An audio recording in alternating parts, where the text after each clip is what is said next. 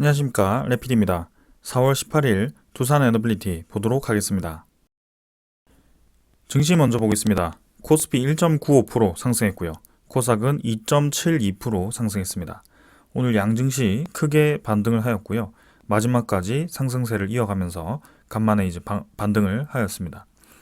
외국인 투자자가 5,700억 매수를 했고요. 기관 투자자는 700억 정도 매수하였습니다. 그래서 오늘은 외국인 투자자 위주로 코스피에서 많은 매수가 진행되었고 주로 이제 상승을 하였습니다. 코스닥은 외국인 투자자 마찬가지 2,500억 매수했고요. 기관 투자자는 580억 매수하면서 외국인 투자자 위주로의 상승이 나왔습니다. 자, 오늘 코스피가 연일 이제 떨어지던 상황에서 반등을 했습니다. 그래서 2% 가까이 상승하면서 바닥을 찍고 이제 급등을 하는 그런 모습이었는데요. 사실 고점 대비해서 아직 떨어진 양이 워낙 크기 때문에 오늘 2%에 대한 반등이 크게 우리에게 와닿지는 않습니다. 그러나 이제 여기서 V자로 올라가기 위해서는 중동에 대한 그런 지정학적인 위기가 좀 빨리 상쇄가 되어야 될 것 같고요. 그리고 우리가 기대하는 그런 금리 인하에 대한 시기가 다가와야 되는데요. 사실 아직까지는 그 금리 인하에 대해서는 아직도 미지수인 상황입니다. 그래서 그렇기 때문에 이전처럼 다시 상승세를 계속 이어서 증시가 고점 돌파를 하면서 올라가기는 쉽지는 않을 것 같고요. 하락에 대한 이 기술적인 반등이 나오긴 했지만 시장에 대한 그런 물가 지표가 불확실성이 해결되기 전까지는 좀 아직까지는 이런 상황이 횡보를 하면서 이어지지 않을까라는 생각을 좀 하고 있습니다. 자, 그래서 굉장히 어려운 시장이 지금까지 이어지고 있고요. 그동안 이제 잘 반등하려고 했던 그런 추세가 한 번에 좀 꺾이면서 아쉽긴 하지만 아직까지는 긴장을 늦추기가 어려운 상황입니다. 외국인 투자자가 다행히 빠져나가던 물량을 그대로 회수를 하면서 5,700억 정도를 강하게 이제 매수를 했고요. 기관 투자자가 한 700억 정도 매수를 하면서 일단 크게 매수하지 않았지만 그래도 연일 내뱉던 이제 물량을 좀 멈추고 오랜만에 이제 매수로 잡혔습니다. 그래서 금융 투자 위주로의 그런 큰 매도가 아직까지 유지되고 있긴 하지만 그래도 이제 다른 기관 투자자는 매도를 좀 멈추고 이대로 이제 매수를 진행할지는 좀 봐야 될 것 같습니다. 그만큼 지금 이제 이 시장에 대한 불확실성이 좀 높기 때문에 우리도 예단하기가 어렵습니다. 그래서 그런 상황 속에는 섣불리 움직이기보다는 차분히 지켜보면서 대응하는 것이 좋을 것 같습니다. 코스닥도 이제 855포인트로 반등을 했고요. 추세적으로는 이제 바닥 라인 근처에서 반등을 했습니다. 마찬가지로 고점 대비해서 워낙 크게 떨어졌기 때문에 오늘 반등이 크긴 했지만 그렇게 와닿지는 않는 반등이었습니다. 그래서 이대로 이전처럼 V자로 올라가면 좋겠지만 시장에 대한 상황이 그런 상황이 아니기 때문에 기술적인 반등 이후에 또 시장이 좋지 않은 상황, 그런 이벤트가 발생했을 때 다시 떨어질 수 있는 상황입니다. 그래서 우리가 지금 섣불리 판단하기는 어렵다. 일단 기술적인 반등은 나왔다. 이렇게 이해를 하면 될 것 같습니다. 마찬가지로 외국인 투자자가 공격적인 매수를 했습니다. 2,500억 정도 매수를 하면서 2차 전지 관련 대장주들을 주로 이제 매수를 하는 모습이었고요. 기관 투자자도 어제 오늘 이제 이어서 이틀 동안 매수를 진행을 했습니다. 자, 그래서 마찬가지입니다. 지금 반등했다고 해서 이대로 쭉 반등하기라는 그런 상황이 확실하지가 않습니다. 그래서 차분히 좀 지켜봐야 될 것 같고요. 하락폭이 컸던 종목 위주로 반등이 컸지만 다시 떨어질 수도 있는 그런 상황입니다. 그래서 일단은 눈치를 좀 보면서 대응해 보도록 하겠습니다. 사실 어제 다우 나스닥도 하락을 했고요. 오늘 니케이는 크게 반등하지 않았습니다. 상해 종합도 마찬가지 큰 반등 없었습니다. 우리나라 증시가 특이하게 굉장히 이제 많이 반등을 했는데요. 자, 보시면은 이제 1375원으로 환율이 급락을 하였습니다. 그래서 달러 지표가 굉장히 높게 올라갔다가 1400원을 찍고 빠르게 지금 떨어지고 있는 상황인데요. 다행히 이제 강달러에 대한 지표가 좀 떨어지면서 시장에 좀 안정감을 주는 듯 합니다. 그래서 지금 이 환율에 대한 영향이 우리나라 증시에 대한 큰 영향을 주었다는 것을 오늘 이 장을 보고 알 수가 있고요. 해외 증시에 대한 분위기가 그렇게 좋지 않음에도 불구하고 이 달러 지표가 좀 떨어졌다라고 해서 우리나라 증시가 크게 반등하는 모습이었습니다. 특히 외국인 투자자가 크게 들어오는 모습이었고요. 달러가 이제 고점을 찍었다 보니까 달러를 팔고 이제 오히려 떨어진 원화 증시를 매수하는 그런 좀 다른 상황이 좀 펼쳐지는 것 같기도 하고요. 지금은 달러가 더 이상 올라가지 않기를 좀 원하는 상황입니다. 자, 일단 단기 고점을 찍고 떨어졌지만 마찬가지 지정학적인 불확실성이 완전히 해결된 것도 아니고요. 금리 인하에 대한 시기가 다시 결정적으로 나온 것도 아닙니다. 아직도 다 미지수입니다. 그래서 시장이 어느 방향으로 갈지 아직도 알 수가 없고요. 고금리가 계속 지속되고 있기 때문에 전체적인 시장이 불안정하고 있습니다. 아직도. 그래서 금리가 높아서 지금 빚에 허덕이는 그런 기업들, 그런 건설사들, 부동산 버블 이런 것들이 억지로 지금 이 각국의 그런 정부들에 의해서 막고 있는 상황인데요. 그런 게 이제 도미노처럼 와르르 무너질 수도 있는 상황이 올 수도 있기 때문에 우리가 주의를 기울여야 됩니다. 그래서 금리 인하가 좀 빠르게 진행되어서 시장에 대해서 이제 숨통을 쪼이고 있는 그런 유동성 자금을 좀 풀어주는 것이 좋을 것 같은데 물가가 쉽게 잡히지 않으니까 그게 섣불리 진행되지 않는 거고요. 특히 미국 같은 경우는 계속 이제 고용 지표가 좋게 나오면서 다른 이 국가들과는 좀 상반된 움직임을 보이고 있습니다. 그래서 물가가 쉽게 떨어지지 않고 있다. 그래서 미국이 계속 금리를 높이 잡고 있으니까 다른 국가들도 사실 물가가 어느 정도 잡힌 국가들도 금리를 내리고 싶지만 저기서 이제 금리를 내리지 않으니까 이 달러에 대한 강세 때문에 금리를 내릴 수가 없는 것입니다. 그래서 미국이 지금 전 세계의 기준이 되어서 왜 기준이 되냐? 통화가 이제 달러로 기축 통화가 형성이 되어 있기 때문에 어쩔 수가 없는 상황입니다. 그래서 우리나라 증시도 지금 거기에 맞게 좀 움직이고 있고요. 이 달러 지표에 대해서 상당히 민감한 모습을 보이고 있습니다. 그래서 미국의 그런 물가 지표가 하락이 되어야 우리나라 증시도 좀 정상화될 것 같고요. 전 세계적인 움직임이 좀 그런 상황입니다. 미국 증시, 유럽 증시 모두 다 약하게 상승하고 있습니다. 선물 지표. 그럼 뭐 지금은 큰 의미는 없는 것 같고요. 끝까지 한번 봐야 될 것 같습니다. 국제유가가 빠르게 떨어졌죠. 82달러까지 떨어지면서 다시 안정된 방향으로 진행되었습니다. 천연가스는 1.7달러 수준으로 진행 중이고요. 크게 뭐 의미 없기 때문에 넘어가겠습니다. 자, 달러 지표가 떨어지면서 채권 금리도 같이 떨어졌습니다. 4.56%로 하락을 했고요. 4.7%까지 단기 급등했던 지표가 다행히 고점을 찍고 좀 떨어졌습니다. 그러나 여전히 높은 상황입니다. 그래서 다시 빠르게 떨어져서 4% 초반대까지라도 좀 적어도 이제 형성이 되어야지 우리나라 증시에 좀 안정적인 느낌을 줄 것 같고요. 계속해서 이런 수익률이 국채 수익률이 고점을 찍고 돌파를 해버리면 우리나라 증시에 대한 메리트가 계속 떨어지는 상황입니다. 그래서 그런 것들 때문에 우리가 이런 지표들에 의해서 코스피 코스닥이 계속 급등하고 급락하고 이런 것들이 반복되고 있습니다. 자, 일단은 지금 4.7% 수준이 굉장히 위험한 수준이었다는 게 보여지고요. 환율도 1,400원대가 마지노선으로 보여집니다. 그래서 이 환율이 우리나라 이 은행에서 방어를 해서 떨어뜨렸는지 아니면 지표가 단기간에 이제 뭐 공매도라든지 국채 공매도라든지 아니면 환율에 대한 투매로 좀 이렇게 급등을 했다가 떨어진 것인지 아무튼 특정한 이유 때문에 상당히 지금 위험했던 순간이 있었습니다. 그러나 오늘 같은 경우는 돌아오긴 했지만 여전히 불안정한 상황이다. 자, 그래서 섣불리 판단하기는 어렵다라고 말씀드리겠습니다. 자, 이제 증시는 끝났고 요 소식 하나만 보고 가겠습니다. 지금 계속해서 문제되고 있는 것이 미국의 물가입니다. 물가가 왜 계속 높게 유지가 되느냐? 지금 계속 3%대의 이 CPI 지표, 소비자 물가 지표가 유지되고 있기 때문에 FOMC에서도 섣불리 지금 이 돈을 풀지 못하는 상황입니다. 그 말은 물가가 떨어지기 위해서는 경기가 죽어야 되는데 경기가 죽지 않는 이유가 하나 있습니다. 미국의 고용 지표가 굉장히 호조이기 때문인데요. 근데 그 소식과 좀 반대의 소식이 하나가 들려왔습니다.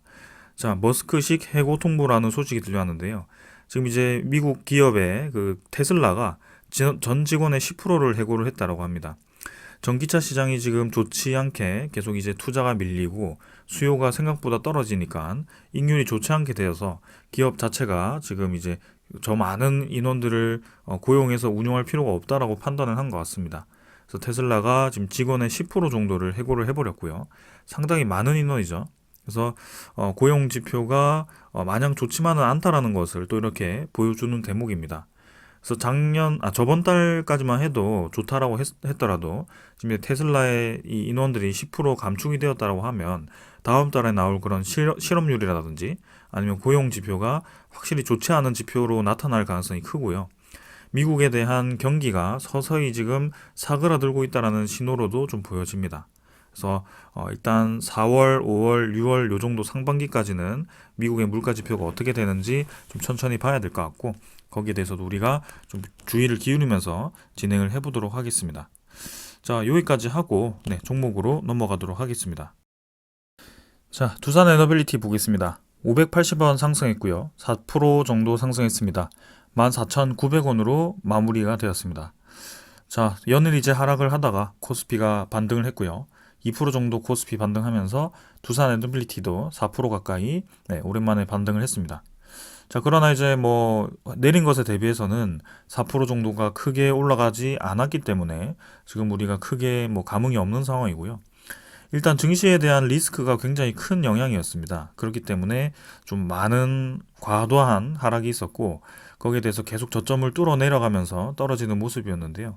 다행히 그 저점을 어느 정도 지지할 수 있는 그런 증시에 대한 반등이 나오면서 좀 두산 에너빌리티도 막 떨어지던 그런 주가가 다시 어느 정도 회복을 한 상황입니다. 지금 이제 시간의 거래는 진행 중입니다만 크게 움직임 없기 때문에 넘어가도록 하고요. 일별 거래는 289만 주로 사실 큰 움직임 없었습니다. 그래서 전날과 거의 유사하게 거래량 없이 진행되었고요. 580원 올랐지만 사실 뭐 시장이 좋지 않으면 다시 떨어질 수 있는 그런 지표이고요. 이전에 떨어졌던 것들이 시장이 떨어질 때 같이 떨어졌기 때문에 크게 사실 떨어진 것도 의미가 없다라고 봅니다. 그래서 증시에 대한 분위기가 개선되면 언제든지 다시 올라갈 수 있는 주가라고 저는 보고 있고요. 뭐 18,000원에서부터 14,000원까지 떨어졌다라고 의미를 부여하는 게 중요한 게 아니고, 결국에는 떨어졌던 것이 올라갈 수 있는 상황이 만들어졌다라는 것이 중요합니다. 그래서 지금은 저는 크게 지금 이 주가에 대한 상황이 중요하지 않다라고 보고 있고요. 여기서 더 떨어지지 않고 바닥을 형성하면서 다시 상승을 준비하는 게 중요하다. 그리고 죽어있는 거래량이 살아날 수 있는 그런 명분이 나오는 것이 중요하다라고 생각을 합니다. 그래서 어제 말씀드린 것처럼 체코 원전에 대한 수주전이 이제 곧 승부수를 볼 것 같습니다. 그래서 다음 주에 우리나라 산업부 장관이 방문을 해서 그 체코 원전에 대한 협력을 할 것 같고요. 그 협력 사항이 어떤 사항인지는 오픈이 되지 않았습니다. 그러나 그간 산업부 장관과 그 다음에 한수원의 사장에 대한 행보를 좀 보았을 때 미국을 방문했다가 체코로 이동하는 모습이었거든요. 네, 근데 그런 움직임들이 이제 웨스팅하우스와 좀 연관된 움직임일 가능성이 높다라고 좀 보고 있기 때문에 뭐 우리의 추측이긴 합니다만 좀 결국에는 잘 해결되면서 프랑스와의 2파전에서 좀 막판 뒤집기를 할 수 있는 그런 상황을 만들지 않을까라는 생각입니다. 그래서 뭐 결국에는 우리나라가 좀 저가 수주도 하고 이 미국과 이제 협력을 했을 때 일부 이제 로열티도 떼주고 이런 사업 부분도 떼준다고 하면 얻는 게 없다라고 생각할 수도 있는데요. 그건 이제 체코 원전 하나만 보면 그렇습니다. 그러나 우리나라가 지금 미국과 협력할 수 있는 그 시장 파이가 굉장히 커질 수 있는 또 기회가 될 수도 있거든요. 특히 우크라이나 원전이라든지 아니면 불가리아 원전이라든지 아니면 슬로베니아 원전이라든지 그런 웨스팅하우스에서 지금 폴란드 1차 원전이라든지 수주를 이미 진행했던 국가들이 꽤 많습니다. 인도에서도 웨스팅하우스 모델을 검토 중이고요. 그래서 이 미국과 이제 우리나라가 협력을 했을 때 굉장히 이제 시장 파이가 커질 수 있다라는 것을 볼 수가 있습니다. 그래서 거기에 이제 일본도 원래 원자력 발전의 강국이었기 때문에 그 일본이 다시 원자력 발전에 투자를 하고 그 일본 국내에 있는 원자력 발전을 적극 활용하려고 하는 그런 움직임을 보았을 때 이번에 한미일 그 산업부 장관이 상반기 내에 협력에 대한 그런 이 논의를 하자라는 발표를 또 했었습니다. 그래서 그쪽에 이제 원자력 얘기가 들어갈지도 굉장히 이제 기대가 되고요. 특히 이 뉴스케일 파워의 모델이 들어가는 루마니아 원전, 그죠? 루마니아 SMR에는 이미 미국과 일본과 한국이 이 각각 투자를 해서 이 루마니아 SMR에 대한 프로젝트를 성공시키기 위해서 노력을 하고 있습니다. 여기에 프랑스가 들어갔나요? 프랑스 안 들어갔습니다. 영국 안 들어갔습니다. 그래서 지금 미국과 일본과 한국이 이 원자력 발전에 대한 원자력 기술에 대해서 협력을 하고 있다는 것이 상당히 고무적이고 그게 이제 대형 원전까지로 확대가 될지도 좀 기대가 되는 상황입니다. 그래서 다음 주하고 이제 5월 달 정도 되면 좀 그런 관련 소식들이 나올 거기 때문에 여러분들께 좀 전달 드릴 거고요. 일단 지금 현재 주가는 평소보다 굉장히 떨어져 있는 상황이지만 이런 주가는 사실 그런 시장에 대한 영향이 컸다. 이 정치적 이벤트 때문에 음봉이 크게 하나 나왔지만 그 음봉이 크게 나왔던 것도 사실 특정한 이 기관 투자자, 금융 투자의 이 대량 매도 때문이었기 때문에 주요 투자자라고 우리가 평소에 계속 매집을 하는 투자자들은 크게 많이 이탈하지 않았습니다. 투신도 뭐 평소에 들어왔던 만큼 나간 거고요. 보험도 마찬가지 잠깐 나갔지만 크게 더 많이 나가지는 않고 있습니다. 이렇게 이제 수십만 주, 수백만 주 이렇게 연속적으로 금융 투자가 빠지고 있는 이 상황이 지금 이제 하락을 좀 부추겼던 것 같고요. 그 나머지 투자자들은 크게 많이 나가지는 않은 것 같습니다. 그래서 이렇게 크게 떨어진 것은 시장이 안정화되면 다시 올라올 수 있고요. 그 시장에 대한 안정화가 상반기까지 이루어질지는 사실 의문입니다. 그래서 그게 이제 우선이라고 계속 강조를 드리는 거고요. 두산 에너빌리티를 보았을 때 장기적으로 이제 상승할 수 있는 기미가 있다면 우리가 뭐 지금 계속 뭐 가져가 보는 게 좋겠다라고 저는 생각이 듭니다. 적어도 이제 체코 원전이 어느 나라에 가는지 그런 것들도 한번 보면 좋을 것 같고요. 승부수를 기다리는 그런 좀 짜릿한 상황도 있는 것 같습니다. 그래서 한번 지켜보겠습니다. 자, 그 다음은 이제 뭐 아까 보는 투자자 계속 보겠습니다. 외국인 투자자가 이제 22만 주 매수했고요. 기관 투자자는 18만 주 매도했습니다. 그 중에 금융 투자가 대부분의 물량을 차지했고요. 17만 주 매도, 보험도 14만 주 매도를 했습니다. 연기금 투자자는 14만 7천 주 매수하면서 이틀 전에 매도했던 거 매수를 했고요. 이제 보니까 이제 그런 정치적 이벤트 때 뱉었던 물량 이후에는 사실 크게 더 뱉고 있지는 않습니다. 그래서 그냥 기계적으로 쏟았던 물량이다라고 보시면 될 것 같고요. 지금 그때 이제 정치적 이벤트와 함께 또 코스피에 대한 분위기도 좋지 않다 보니까 그때 그냥 기계적으로 쏟아졌던 물량이 아닐까라는 생각을 합니다. 그래서 우리가 더 이상 그 정치적인 이벤트에 대해서 의미를 부여할 필요가 없다라고 생각하고요. 영향을 준다라고 한다면 이제 11차 전력 소국 기본 계획이 영향을 주겠지만 이 두산 에너빌리티를 근본 자체를 또 흔들 만한 그런 중대한 사건은 아니었다. 이렇게 좀 보시면 되겠습니다. 자, 그래서 너무 확대 해석을 하시는 분들이 많기 때문에 이 두산 에너빌리티가 이전처럼 다시 그런 악화되는 상황이 펼쳐지기 위해서는 두산 건설발 그런 건설 위기감도 다시 와야 되고요. 그리고 완전히 이제 투자를 크게 했던 프로젝트가 신한울 3, 4호기가 중단되는 그런 이 불미스러운 일이 다시 한번 나와야 되는 거고요. 그러기가 이제 쉽지 않다라는 것이죠. 그래서 완전히 탈원전으로 정책을 돌아갈 수는 없기 때문에 원전을 적극 확대를 하지는 않겠지만 탈원전만큼은 이제는 좀 어렵지 않을까라는 생각을 합니다. 자, 그러고 이제 두산 에너빌리티가 원전만 하는 것도 아니고요. LNG를 또 주축으로 해서 사업을 많이 확대를 하고 있고 해상 풍력도 기대가 되고 있기 때문에 그런 부분들을 좀 적극 우리가 분석을 해보면 좋겠습니다. 자, 그래서 결국에는 연기금 투자자 크게 매도 없이 진행 중이고요. 외국인 투자자도 최근에 적극 매수를 좀 줄이긴 했지만 물량을 계속 유지를 하는 모습입니다. 그래서 지금 상황으로는 5월 달에 있을 MSCI 리밸런싱 때 또 이제 외국인 투자자가 적극 매수를 계속 이어갈지도 좀 한번 체크를 해봐야 될 것 같습니다. 자, 그래서 이 증시에 대한 분위기가 계속 개선이 되어가지고 이런 흐름이 좀 지속적으로 나왔으면 하는데요. 그거는 차츰차츰 한번 체크를 해보겠습니다. 자, 공매도는 아직 분석이 되지 않았습니다. 550만 주 수준으로 그냥 큰 변화 없이 진행되었을 거라고 생각하고 있고요. 대차잔고도 마찬가지일 거라고 봅니다. 지금 마찬가지 아직 그 데이터가 오픈이 되지 않았기 때문에 그냥 넘어가도록 하고요. 거래원만 잠깐 보겠습니다. 어제 적극 매도했던 신한증권이 오늘은 매수 상위에 위치를 하였고요. 어제 이제 골드만삭스와 JP모건, 신한증권 매도, 시티그룹이 최근에 다시 매수에 좀 위치를 하면서 좀 상반된 움직임을 보이고 있습니다. 요거는 MSCI 리밸런싱 관련해서 이제 미리 이제 그런 물량들을 확보를 하는 것인지는 모르겠습니다. 그래서 계속 한번 요것도 체크를 해보겠습니다. 대차장고는 아직 나오지 않았고요. 그다음에 종목 상세도 마찬가지 아직 오픈이 되지는 않았습니다. 그래서 크게 물량에 대한 변화는 없을 것 같고 17.8% 정도로 유지될 것 같다라고 생각합니다. 그래서 외국인 투자자가 MSCI 리밸런싱 때 또 두산 에너빌리티를 공격적으로 매수를 할지 그런 것들 한번 계속 주시를 해보겠습니다. 자, 이 정도로 이제 넘어가도록 하고요. 오늘 가져온 소식들 좀 전해드리도록 하겠습니다. 자, 먼저 전해드릴 소식입니다. 자, 전력 수급 기본계획이 계속 밀리고 있습니다. 나올 듯 말 듯 하면서 또 아예 이제 쏙 들어가 버렸죠. 그래서 11차 정기본이 이제 초안이 발표되는 게 5월에서 6월 정도로 예상이 되고 있고, 이제는 최종안은 이 새로운 국회가 5월 말에 이제 편성이 되면서 또 국회 보고를 하고 또 왈가왈부하면은 올해 말까지도 불확실하다, 이런 얘기들이 좀 나오고 있습니다.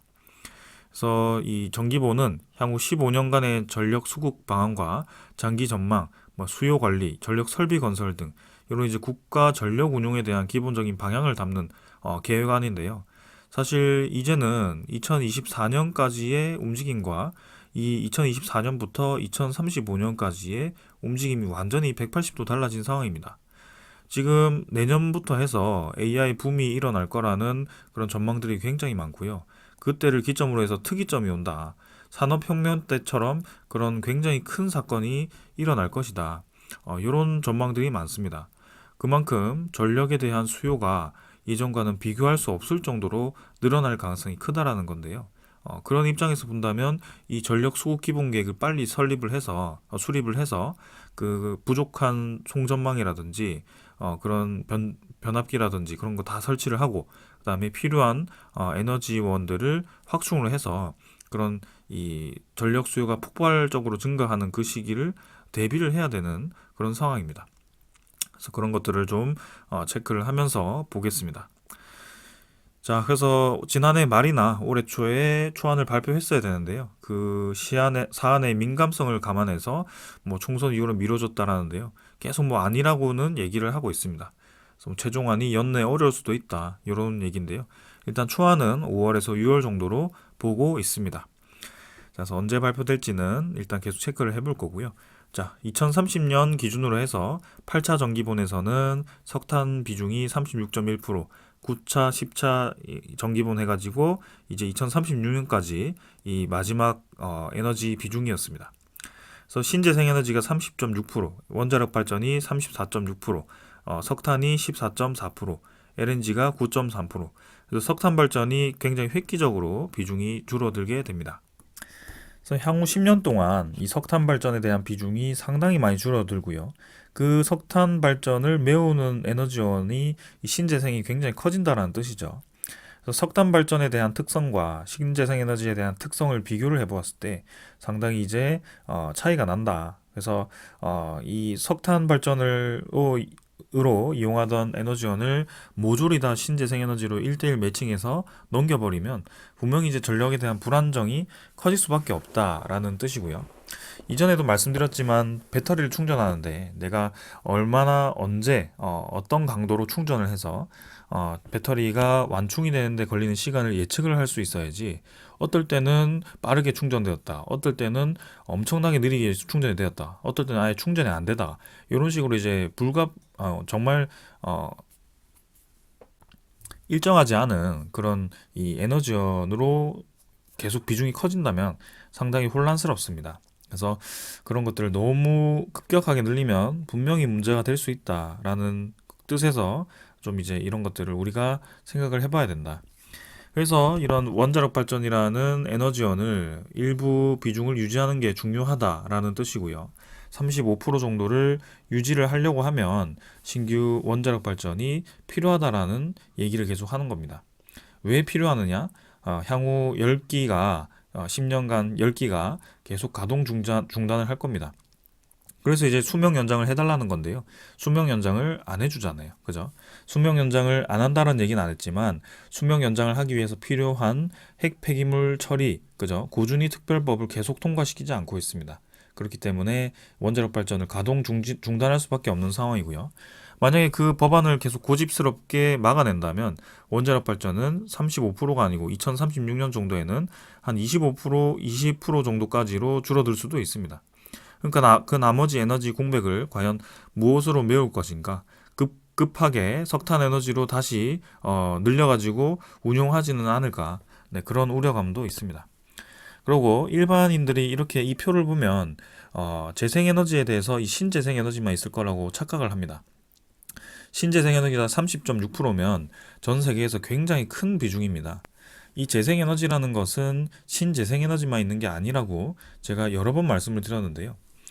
재생에너지 같은 경우는 태양열, 태양광 발전, 바이오매스, 풍력, 소수력, 지열, 해양에너지, 폐기물 에너지 등이 재생에너지입니다. 그래서 독일 같은 경우는 바이오매스, 풍력, 그 다음에 지열, 수력 발전 이런 것들을 적극적으로 이용을 하고 있는 거고요. 특히 양수 발전과 같은 그런 에너지원도 네, 이 재생에너지에 해당이 됩니다. 그래서 RE100을 달성하기 위해서 무조건 태양광과 풍력 에너지만 늘리는 것도 굉장히 부담스러운 상황이다. 독일 같은 경우도 네, 골고루 이제 재생에너지를 편성해서 늘리고 있는 상황이지, 기후 영향에 크게 영향을 받는 이 신재생에너지라는 것을 극단적으로 늘렸을 때에 대한 부작용을 그 누구도 생각하지 않고 그 누구도 책임지려고 하지 않는다. 그래서 기저에너지원을 여러분들도 잘 이해를 해야 되고요. 이 11차 전력 수급 기본 계획의 그 방향을 정확하게 이해를 해야 될 것 같습니다. 그래서 우리 두산 에너빌리티 투자자들 입장에서는 이게 이제 언제 발표가 되는 것이냐, 과연 이 두산 에너빌리티 11차 전력 수급 기본 계획이 어떤 도움이 될 것이냐, 이게 이제 중요하죠. 근데 시기상으로는 5월에서 6월 정도가 초안이 발표될 거고요. 아마 이 초안이 발표되었을 때 굉장히 또 야당이 열렬하게 반대를 할 겁니다. 그래서 재생에너지를 늘려라. 근데 그때 재생에너지는 신재생에너지만 얘기를 할 겁니다. 야당은 그렇게 얘기하더라고요. 근데 그 재생에너지는 신재생에너지만 있는 게 아니다. 다른 에너지원들도 있다. 이렇게 이제 강조를 할 수 있는 그런 사람들이 좀 있어야 될 것 같고, 그리고 이 신재생에너지를 늘렸더라고 해도 안정적으로 계속 발전을 하던 석탄 발전을 줄이고 신재생을 그 나머지로 채웠을 때 어떻게 될 건지, 그리고 원자력 발전에 대한 수명을 연장하지 않고 가동 중단을 했을 때, 신규 원전 건설을 하지 않았을 때 2035년에 원자력 비중이 줄었을 때에 대한 그 공백은 무엇으로 메울 것인가, 이런 것들을 이제 고민을 해야 되는 상황입니다. 결국에는 LNG와 석탄 발전이 대안이 될 수밖에 없고요. LNG 발전을 늘리자고 하겠죠. 네, 그러면은 결국엔 독일과 똑같은 상황이 되는 겁니다. 신재생 에너지로 불안정한 에너지원을 좀 늘리면 아무래도 기저 에너지원이 필요하기 때문에 그 공백을 LNG로 메우려고 하는 것이고요. LNG 가격이 또 올라가면 전기료가 올라가는 그런 좀 역설적인 상황이 생기는 것입니다. 그래서 유럽에서 이 LNG 가격에 대해서 이제 진절머리를 떨고 이제는 도저히 이 LNG 비중을 높여서는 우리 국가적으로 에너지의 이 시장이 너무 불안하다. 어떤 특정한 에너지를 다른 이 국가에다가 너무 맡기니까 안 되겠다 싶어가지고 다시 돌아간 게 원자력 발전입니다. 그래서 세계적인 추세가 지금 재생에너지만 고집하는 것이 아니라 원자력 에너지도 같이 늘리면서 기저에너지원을 어느 정도 유지하면서 재생에너지를 늘리는 상황으로 가는 것이지, 그 어느 누구도 기저에너지원을 줄여가면서 재생에너지만 늘리고 있지는 않다. 특히 신재생에너지만 늘리는 국가는 더더욱 없다라고 말씀을 드리고 싶습니다. 그래서 두산 에너빌리티 입장에서는 사실 재생에너지도 잘 하고 있고요. 수력 발전, 그 다음에 신재생에너지 관련해서 태양광도 어느 정도 EPC 관련하고요.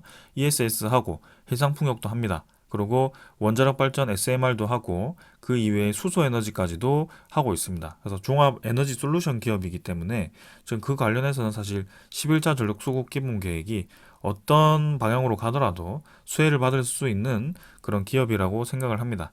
그래서 워낙 이제 원자력에 대해서 좀 이미지가 강한 기업이다 보니까 좀 그런 방향인데요.